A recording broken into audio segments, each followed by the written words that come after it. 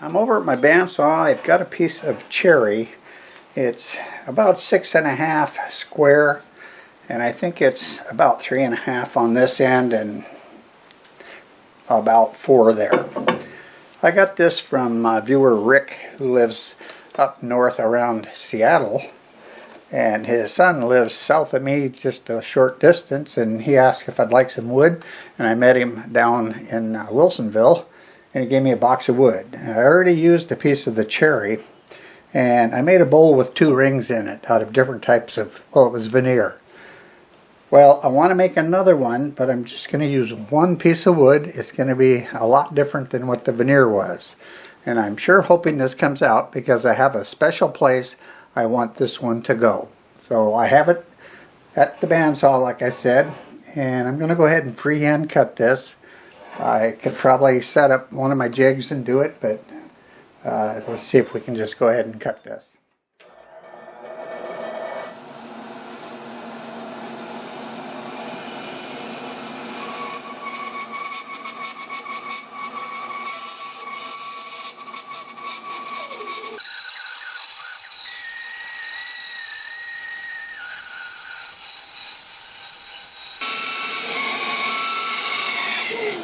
Hey, that worked pretty good. This is a 3/8 6-tooth blade, and I cut that end grain and it did a fine job. I'm going to get my other piece cut, and then we'll get over and we'll glue it all back together.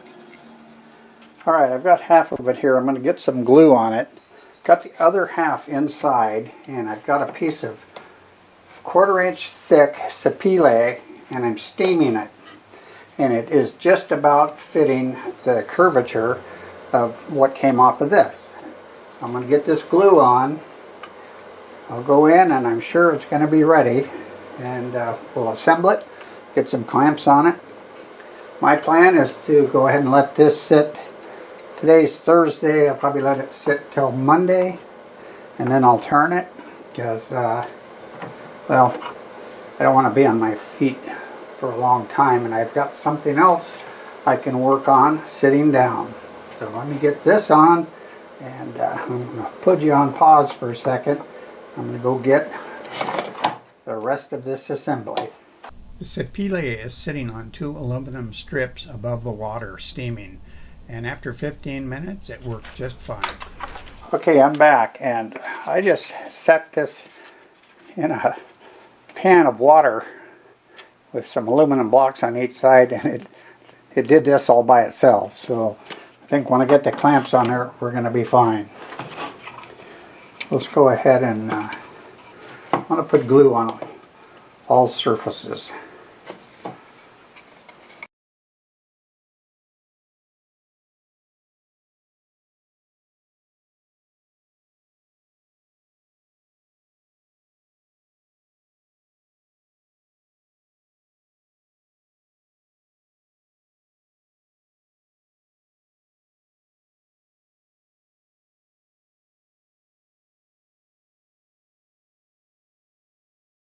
Stand this up like that.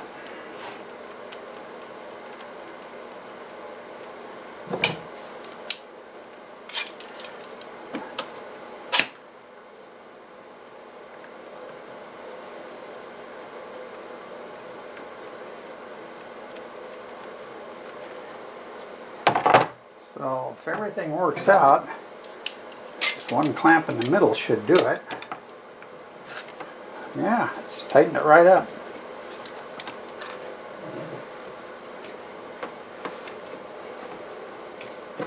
Alright, well that's pretty much done. I'm not going to make you watch me wipe all this glue off, but I'm going to do that, set this aside, and we'll get back on it in a couple days. Alright, I do have it in the lathe. It's on a worm screw, but just to catch up what took place the last almost 3 days was, once this was clamped, I let it sit in the shop all night. Then I brought it inside and I let it sit for about close to 2 days. And like I say, I've got it on a worm screw. I've got the live center against it for support. I wished I would have had a piece big enough to flatten it off, but it really doesn't matter because this is going to be the bottom and we're going to turn a shape on it. So I think this is going to work. I've got my 5/8 bowl gouge sharpened up, and I have my 1/2 inch sharpened up. So let me grab my face shield and we will start cutting some of this away. And I think we're doing about 650 RPM. Well, closer to 690.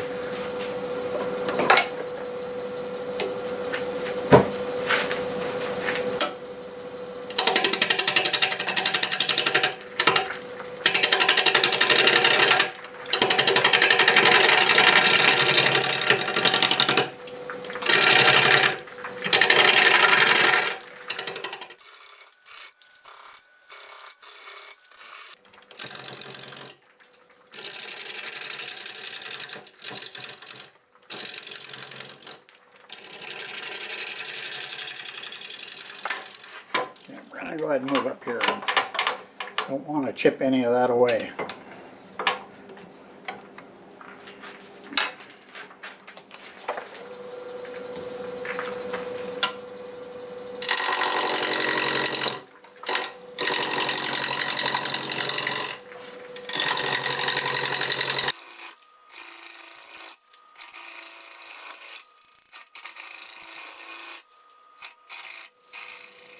Turn that RPM up a little bit.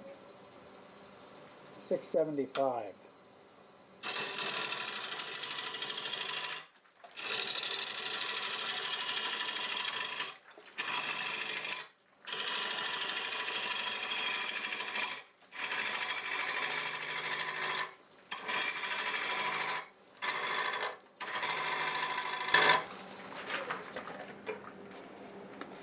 All right, we're right down to the sapile cleaned up.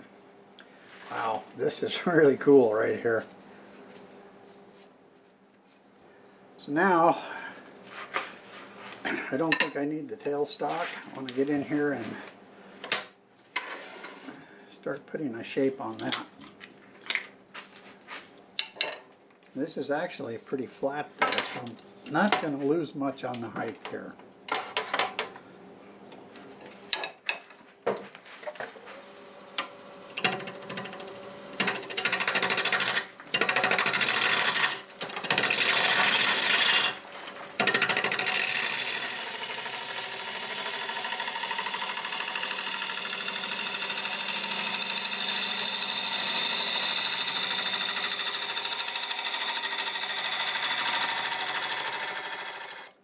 I think I'll go with a tenon.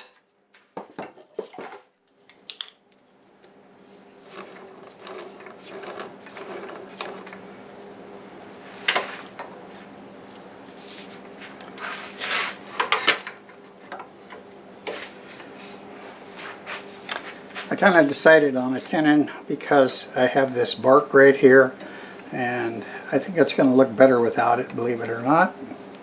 Because I've got all of this up here that is really, really cool. I don't know if you can see that or not, but it is nice. Okay, I'm going to grab my 1/2 inch bowl gouge and we'll get that tenon on there.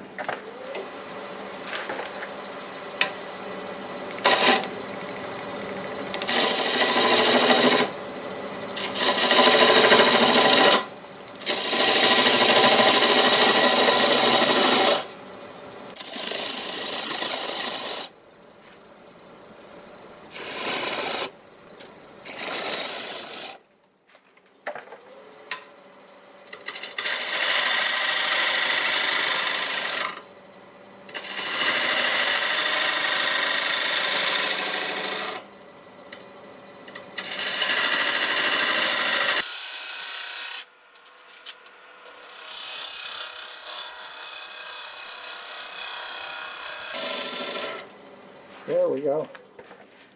I think that's going to look good. So if it didn't have this strip in here, I would probably put a different shape on it. But I've got that piece of sapile, and I have this really gorgeous grain right here.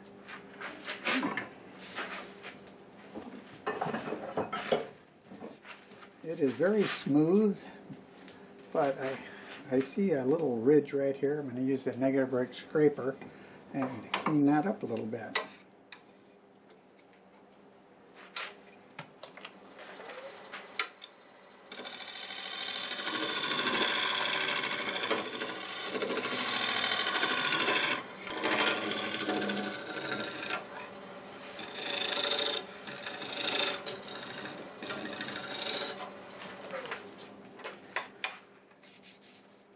that is really smooth. It's ready to sand, but that's going to have to wait till tomorrow. So I will see you tomorrow.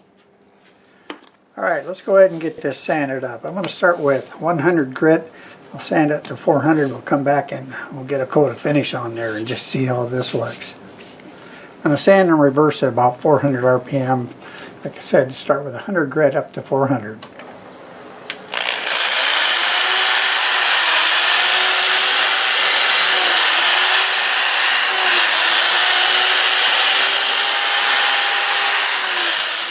I decided to use the Minwax polyacrylic on this, so I'll start with 2 coats of the Minwax water-based sanding sealer.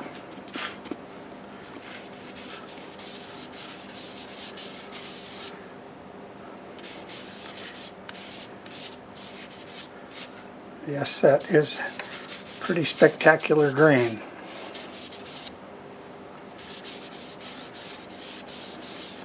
This is the spot that I like a lot right here. So this is real easy to put on. I use a soft rag and I rub the first coat of sealer in quite a bit, and then I wipe it off, make sure there's no streaks. Let that sit. It actually dries pretty fast even when it's somewhat cold, which it is right now. And if it needs it, I might hit it with 400 grit or Scotch-Brite, and then I'll do another coat, and the rest of the finishes, the polyacrylic, will be exactly the same way, except I don't put it on real heavy. I actually put that on pretty light, and it dries real fast. So I'll come back when it's flipped around and we'll get the inside cut. Okay, I think you can see I have it flipped around. I'm not going to use the tailstock support, it would just be in the way. Using my 1/2-inch bowl gouge, we're doing about 760 RPM.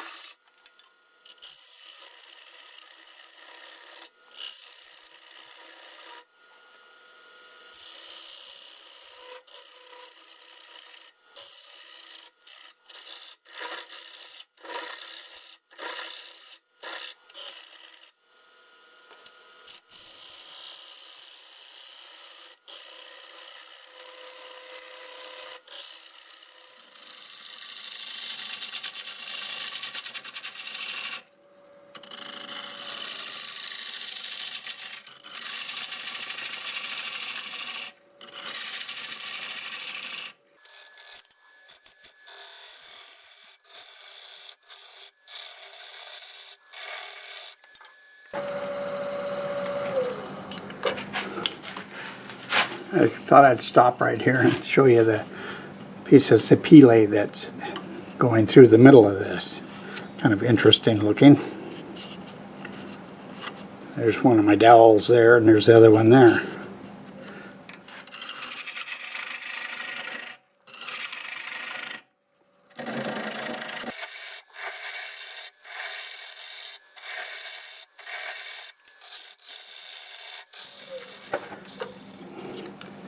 I'll put a little light on this here.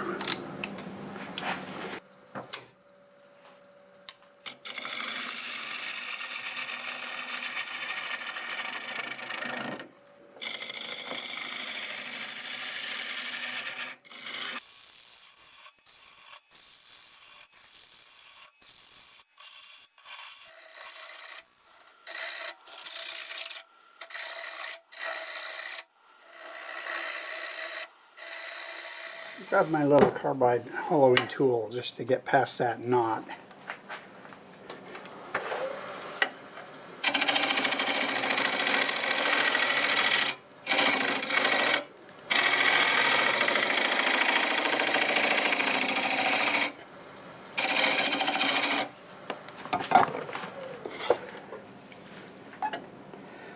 Okay, we got it.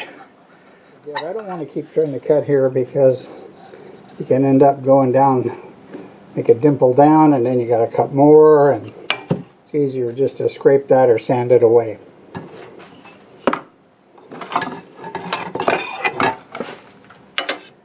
think I'll put a fresh burr on this and we'll get it all cleaned up.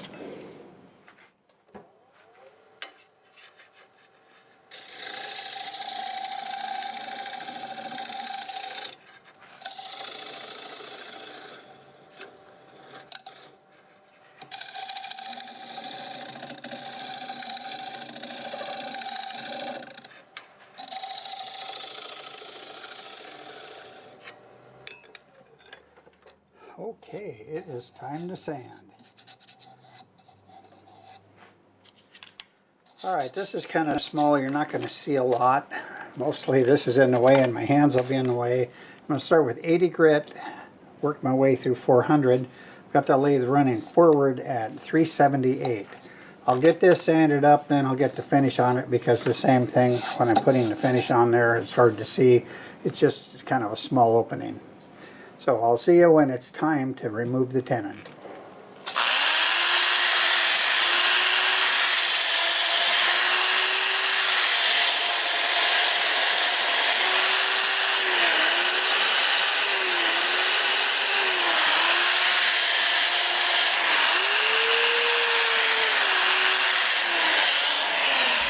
So I'm going to show you the removal of this tenon at a faster speed.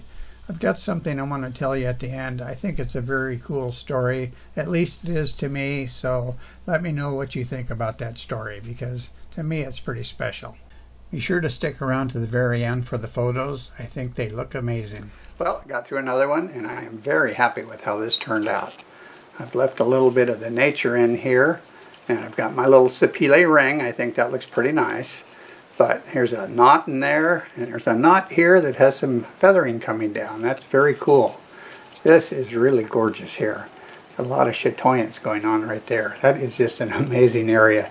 I just love that spot. And here's the inside. You got the knots. Lots of stuff going on in here. I think it's pretty cool. And there's the base. It finished 6 1/4 inches in diameter.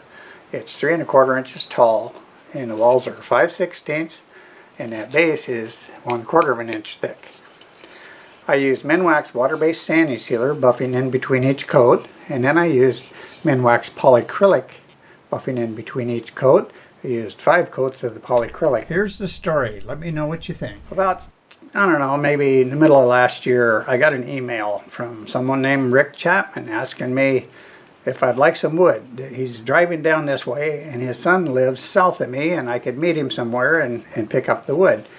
I said, well, sure. So I did, and in that box was some cherry and some other wood, and I turned the other piece of cherry and I put 2 rings in it like this. So here's where the story gets interesting. I got a comment saying, that tree came from my yard. Would you be interested in parting with it? My wife already saw the other one. I said, well, I can't, but I formulated a plan in my head because I knew there was another piece of cherry. So that fella's name is Paul, and Paul gave the wood to Rick, and Rick gave the piece to me. So if you're watching, Paul, this will be yours. I'm going to send it up to you, and a special thanks for giving that wood to Rick, and a special thanks to Rick for giving it to me. I had a lot of fun making this one for sure, and I hope everyone enjoyed the video. If you did like the video, do me a favor, click that like button and feel free to leave a comment. Both of those things will really help my channel grow. I do lots of different types of turnings, and you never know what might be next, so be sure to subscribe if you want to see more. And a special thanks to all my current subscribers. You really mean a lot to me. So, till the next time, see you later.